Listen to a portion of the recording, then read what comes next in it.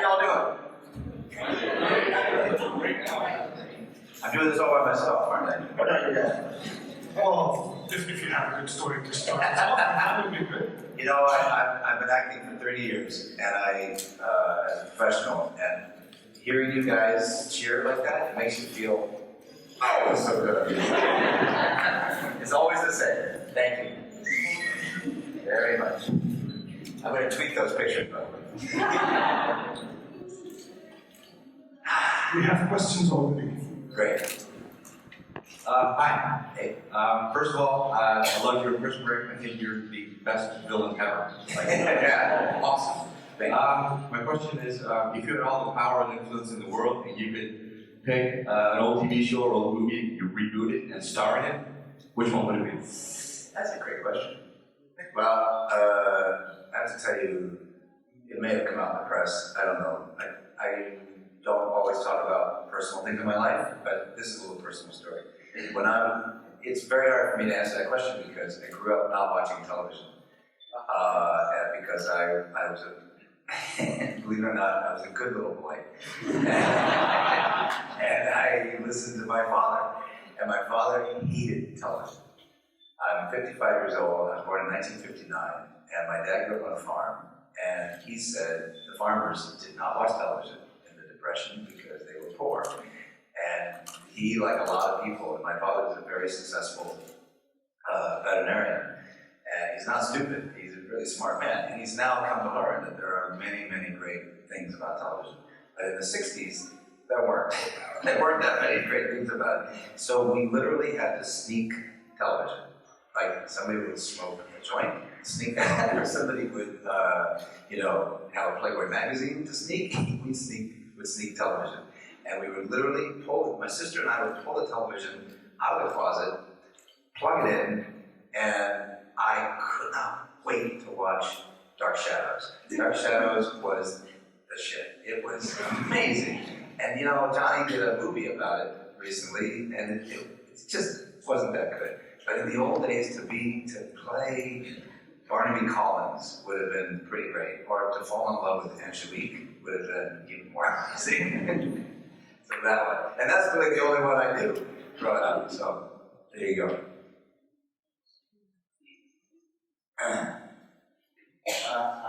My brother here. I also have a question. In Prison Break, out of the 4 seasons, which one did you actually love to play most as D-Bag? If you would be so nice to answer me as D-Bag.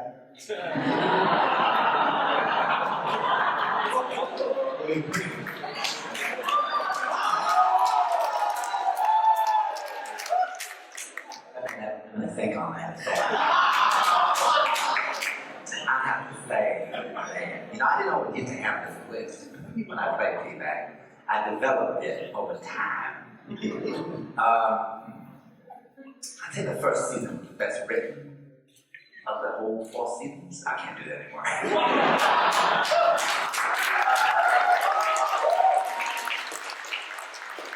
think the first season, and I think you all probably agree, the first season was the best written of the 4, and had some of the best written storytelling, whether it was film or television, whatever, ever, anytime, because then when you first watch it, you had to wait a week. Now you can just binge on it.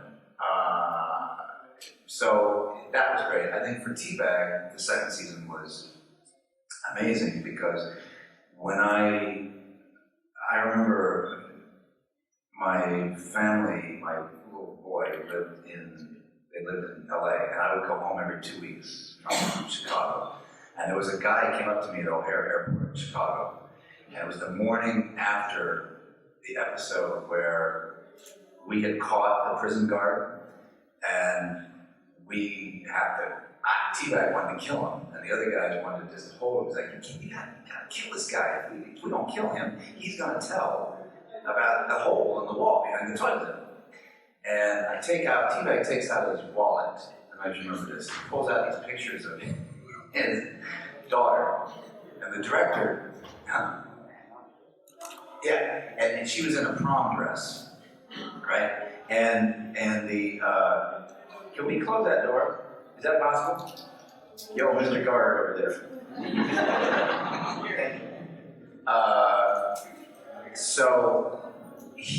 So the director knew that I started doing this thing with my tongue. And the reason I started doing that thing with the tongue, by the way, is because up to that point, I had never grown facial hair. I didn't have whiskers. And it just took me the longest damn time to get used to having what we call crumb catchers on my face. So he said, what if you like licked the picture of the girl? And I said, no, that's disgusting. I mean, why would I want to? He said, try it. And at first I said, no. She didn't come home that night, did she?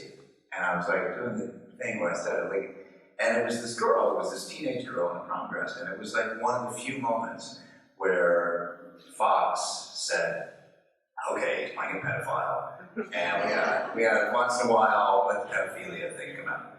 And she really wasn't that young, she was like 16, 17 years old. This guy came up to me the next morning. Sorry, I tell long stories. This guy came up to me at the airport and he said, this was like a matter of weeks, because this show just exploded.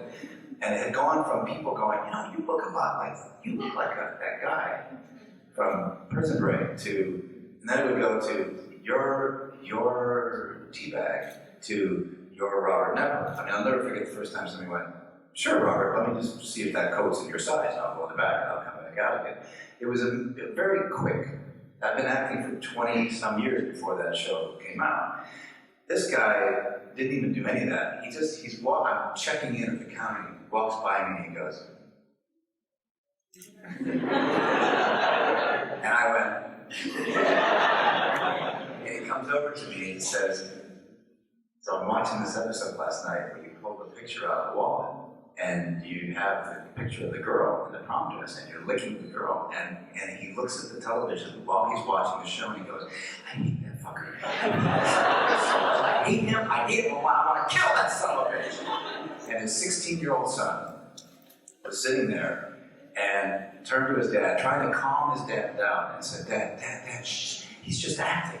He's just acting. He says, I know, but I still want to kill the son of a bitch. To go from that first season of people hating me. I'm just shooting a film in Toronto. My wife and I were eating a sushi restaurant, and the sweet waitress came up to me, and she says, it's really hard for me not to spit on you right now. Well, what I loved about the second season in particular was, all my mail went from, I hate you, to, I really hate you, I still hate you, I want you dead, but I understand this character a lot more. And that's the genius of those writers, to be able to take that malevolent character and to understand what made him do that, which is the greatest lesson for an actor, because you can never, if you're with good writers, you can never judge a character. You can actually see the reason breakout scenes. Yeah. Follow up on that and actually go back to your mother. Yeah, absolutely. Remember my mother was on a porch, she was like an invalid. She didn't look anything like the mother in Prison Break, but it didn't matter because it was the idea that he cared so much about.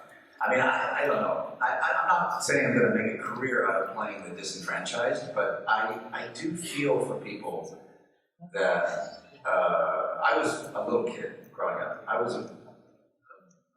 respected my parents. I didn't do really anything that terrible, but I understood people. And then as you get older, you look at these poor sons of bitches that are in prison. And I don't look. If they killed somebody, forget it. You're not going to have my sympathy, but I empathize with you. I can feel for you and go, wow. And they make for very, very fascinating characters. Hi, have any parts influenced you in your life, if any? A real person influenced me, yeah. I played Bobby Kennedy about 13 years ago in a miniseries, and I was obsessed with playing Bobby Kennedy. I loved how he was basically a schmuck. The books talk about him being just a rude person. Thought that he had more of the silver spoon in his mouth. And we didn't really know him. He was more of the sensitive kind of guy, and he let his other brothers, do the dirty work for him. But when Jack was killed, he came into his own. He was a true, Greek tragedy character. And he was fascinating to try to play. And I've been obsessed with him ever since, and I'm still working on a story to put together for his 50th anniversary. And besides that, the most memorable thing for me is that until I played, he had 13 children. His last child he didn't even get to see. He was killed before she was born. And I wrote Ethel, his wife, after I played Bobby Kennedy. It was a great honor to try to fill your husband's shoes. And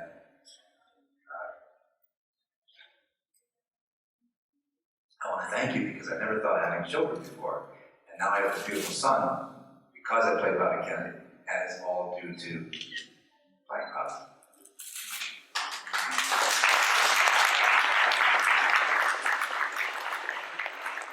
Kids, having a child and having children, any of you who have kids, you know, is the greatest thing that can happen to you in your life because it's, I love playing teabag. People always ask me, somebody asked me today, what's your favorite movie that you've done? What's your favorite television series? And I always say, it's the next one. And it's true, I love working with them. What I realized by having my son is the most important thing in life is being a dad. And then I would say a husband. But it's pretty special. Yeesh. Hello. Hey. How do you prepare for a part like teabag? I have two ways of approaching it. And this is like a quick acting lesson in the States. People say, oh, are you a method actor? I'm as much a method actor as anyone else. I'm just not like Daniel Day-Lewis, where I'm in the part the whole time. I'm more like, I've heard Anthony Hopkins is like this. A lot of great actors are like this. When people on Prison Break used to say, the new people on the crew would say, Knepper, he's joking, he's doing all this, he's laughing. And then the other guys that were, really familiar with me, just watch, just hang on. And then as we're getting ready, and then it goes, and then I would get into it. I don't believe in staying in the character the whole time. When I need to be in the character, I do it. And the method is, there are basically two different approaches in America. One is you either do the Strasberg method or you do the Meisner method. And I'm a Meisner guy, which means you live truthfully under imaginary circumstances. In Strasberg's class, you are taught that it's all very real. I can't possibly have played teabag if I was real, because that would have meant that I had to, screw and kill 13 underage children. And there was no way I was going to do that, to play that part. People said to me, how can you play this part? You're a new dad. And the thing that I learned, though, I studied with Bill Esper in New York, a great, great Meisner teacher, Sanford Meisner teacher. And I remember when I moved to LA, I called Bill up and said, who should I study with? And he said, nobody, don't study with nobody. Horrible New Yorker grammar, English guy. But I latched onto this woman named Sandra Seacat, who taught the Strasberg technique, but she also did a lot of, it was kind of funky. She was Mickey Rourke's coach as well. And she did a lot of dream analysis, which I know sounds really kind of like, oh, we're going to pick my navel here for a second, but it really was great because you could actually, it helps out a lot of things, writing, directing, career choices. She helped teach actors to say, there's only one Robert De Niro, there's only one Meryl Streep. Don't try to imitate those people. Be yourself. How do you be yourself? You got to get into your subconscious. How do you get into your subconscious? Your dreams. So she would write letters to ourselves at night, and the assignment was always similar. I still use it sometimes. Dear inner self, please show me in a dream tonight what you would like me to know for my audition tomorrow for Theodore Bagwell in the show, in a new series called Prison Break, so that I may be closer to you, meaning my inner self. And then during the night, whenever you have an impulse to wake up, you have a dream, whatever, or you wait till the morning, you don't monitor yourself, you don't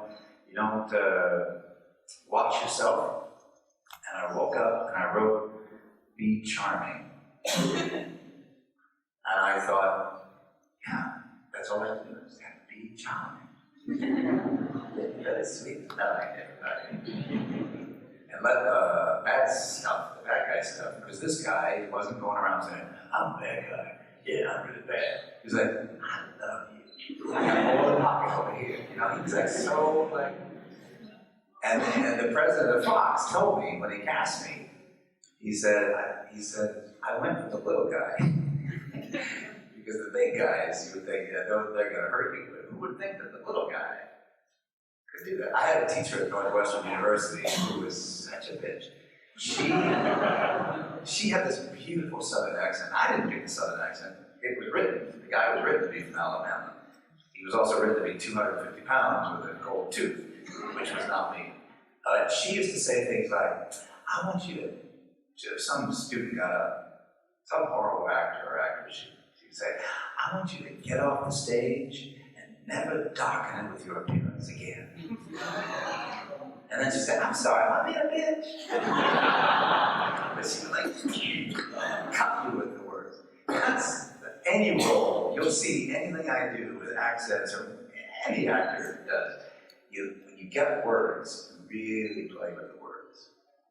I love words. But yes. Maybe you could tell us a little something about the show Arrow. Arrow, I have to admit that when I was offered this part, I didn't know this character that I played, who was a DC comic character called Clock King.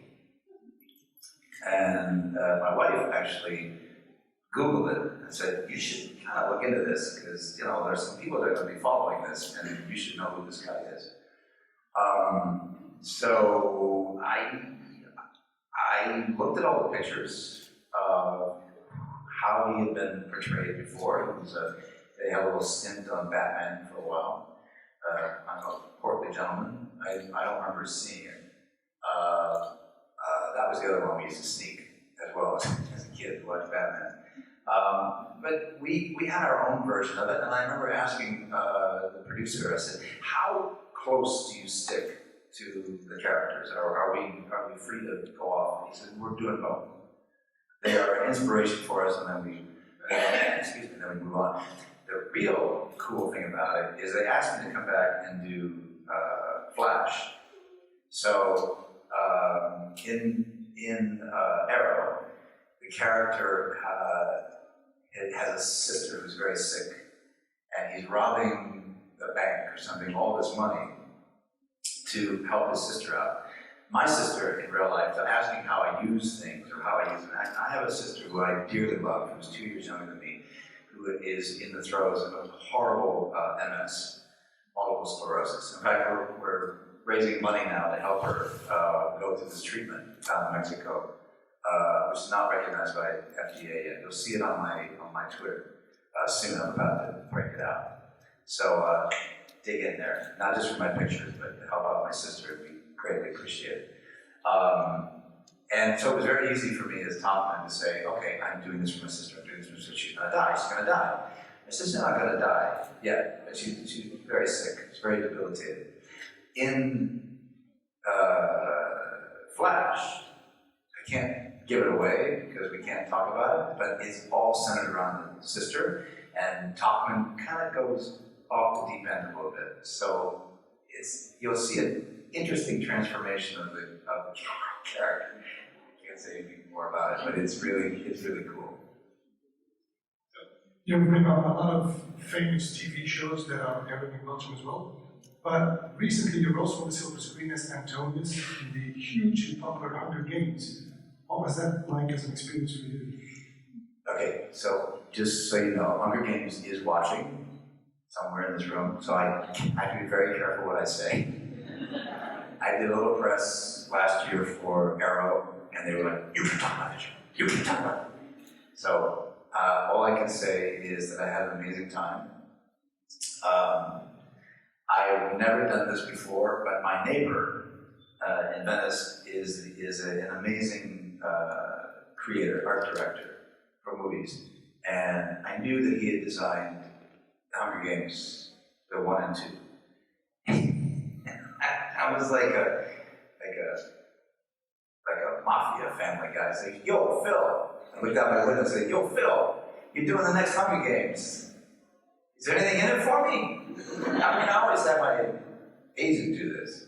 And because of my son, who loves Hunger Games, I said, "Why not? I'm just going to try it." He said, "I don't know." He's looking up at me at the window. He said, "I don't know, let me talk to the producer." And he gave her my picture, and I don't remember if she knew me or not. She said, I don't think she knew Prison Break. She said, "Yeah, I think he could play a bad guy."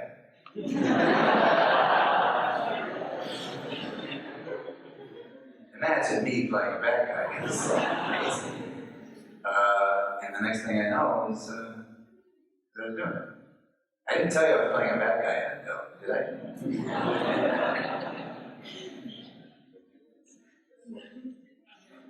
Hello. Just a small question about the Hunger Games, because you're playing Antonius, and I read the books, but you're not in it. Yeah, yes. Sure, but- It's funny because they didn't tell me that at first, right? I'm reading these books. Was it especially written for you then, this part, or? No, it was especially written for somebody. I don't know if it was written for me, but yeah, it's fun because I don't think they did that before in the other movies. And I hear it looks very good. Hi. Okay. When you watch your own performances, for example, when you watch your performance in playing T-Bag, how is your reaction? Are you surprised when you play someone? How you can transform yourself, your character? How you could be that character if you were like, oh, I could have done better than this. Yeah, I didn't used to like watching myself as a younger actor. Bill Esper wrote this book that he gave to me when I went to his class. I was shooting a film that looked good on paper. It didn't end up looking that great in the film called R.I.P.D. And I don't know what happened on that film. Anyway, I was honored to sit like a duo symposium for his class. And he gave me his book. And in the book, he said, "You're not really an actor until you've been in the business for about 20 years. And I really think it's true. In the 20 years that before, it was very hard for me to watch myself because I don't think I was very good. I was okay. I was more of a pretty boy when I was younger. You'll see on my desk, there was a picture of me with in Star Trek. It was the first job I did, nice long hair, and what the hell I was doing. Then, I don't know, after about 20 years, I thought, you know what, I'm kind of investing more in this, and by the time I did Prison Break, it is so different than who I am, that I actually got a kick out of watching it. I would watch it with my family and go, pretty good. But yeah, prior to that, I don't, and I always know if I watch something, just like there are basically two different schools of acting. There's the imaginary route and I had to live this every experience. Actors, we tend to, hopefully, we always do jobs that we just very much care about, that we care about the character and the story. Sometimes, there are only 2% of us in the union that make over $100,000, and there's only 1% of us that make, I think, over $1 million a year. It's very tough. So sometimes you have to go the other road, which I'm doing this job because I like the character, but it's how we pay the bills. So sometimes when I've done those, I go, I wish I didn't have to do that, but I got to pay those bills. So I'll be the prostitute for that particular project. And I try to make it as meaningful for myself as I can.